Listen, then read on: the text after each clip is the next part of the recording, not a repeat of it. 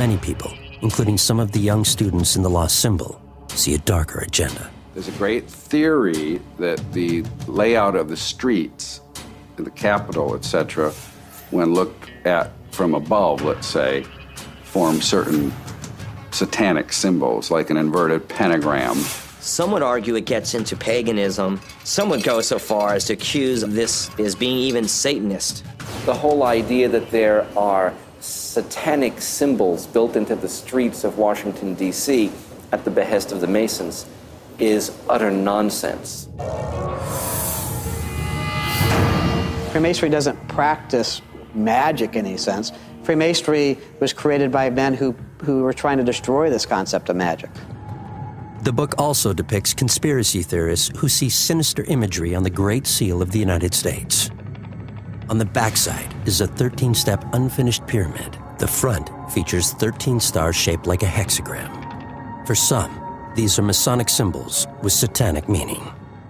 And those 13s, again, I want to repeat this, are not satanic, are not negative, but actually symbolize the 13 states that founded this nation. Founding fathers wanted to give us symbols that told us this nation is going to last. But that pyramid was strength and duration, something that lasted forever.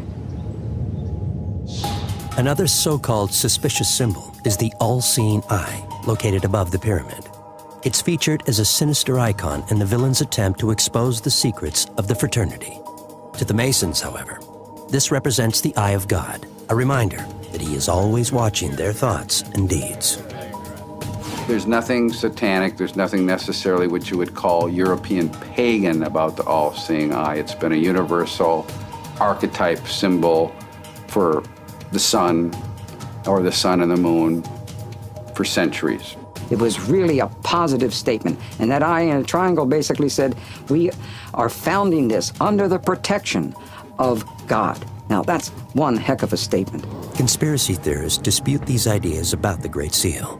The truth is, Masons are not behind the eye or the pyramid on the Great Seal. Out of the 3 congressional committees and the 14 people that were involved in the design of the Great Seal, only one of them was a Freemason, and that was Benjamin Franklin. And they hated his ideas. They told him his ideas were stupid. As Brown's Harvard symbologist correctly notes, these images are universal symbols found in many cultures and are not part of Masonry. There's nothing demonic about their symbols, their temples, that they just want freedom. They want separation of church and state. They want freedom to worship in any way you want.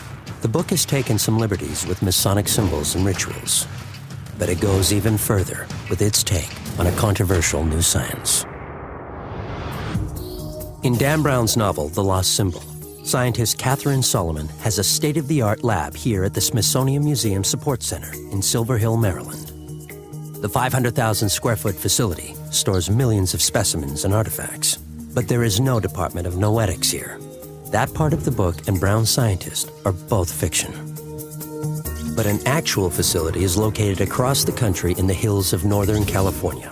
Inside the Institute of Noetic Sciences, researchers conduct studies into the possibilities of the human mind. And the real-world equivalent of Brown's fictional character is Marilyn Schlitz.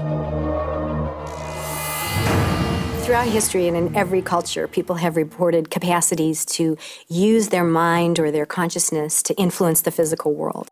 What we've done is to create an experimental paradigm that allows us to study those kind of claims in a laboratory setting under well-controlled scientific conditions. Even though Dan Brown never visited the Institute, his fictional character performs similar experiments.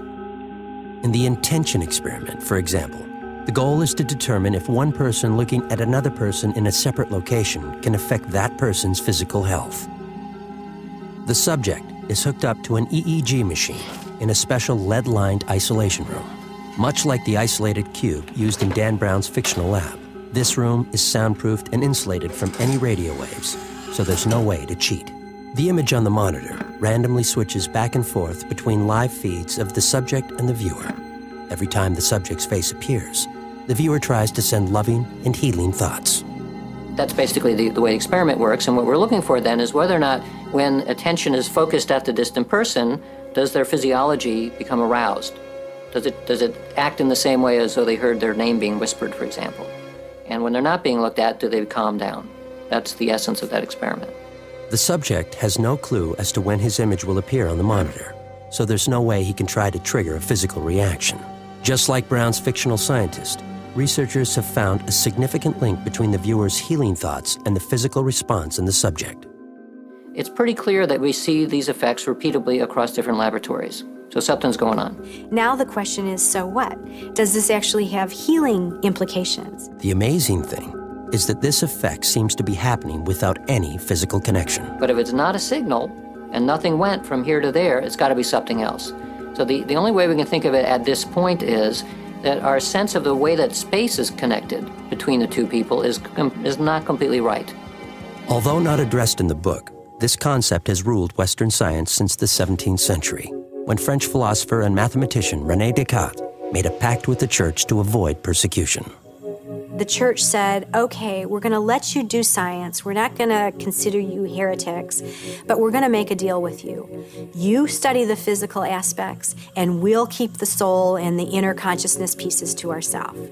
And we are still living in the legacy of that political deal, where, in fact, science believes that the only relevant, valid area to do research on is the physical material aspects. One experiment not mentioned in the book suggests that we may be able to see into the future.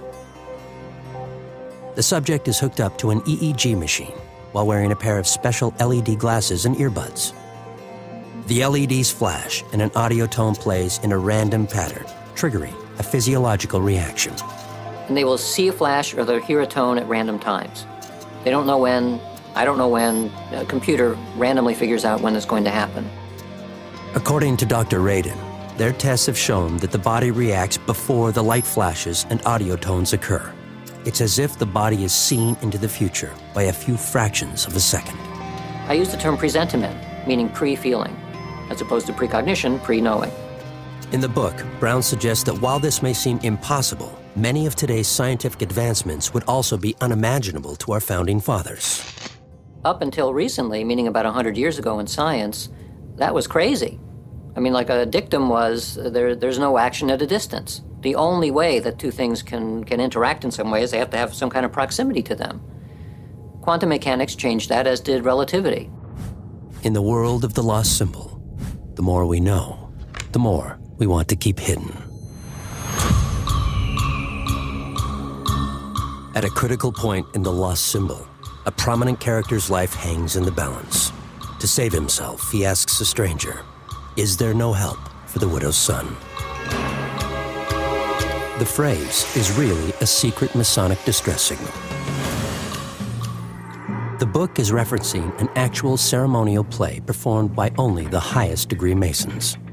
It's rooted in early Masonic lore and is considered the most sacred Masonic ritual. The play features Hiram Abiff, the chief architect of King Solomon's temple, who is confronted by a group of thieves. These men threaten to kill Hiram unless he reveals a secret password. Hiram refuses, and then as he is being killed, asks, "Is there no help for the widow's son?" Today, Hiram's courage and fidelity in keeping his word not to reveal the secret is a central tenet to every Mason. Another group whose very existence depends upon codes and ciphers is the Central Intelligence Agency. In The Lost Symbol, a CIA security director storms into the Capitol building and takes command.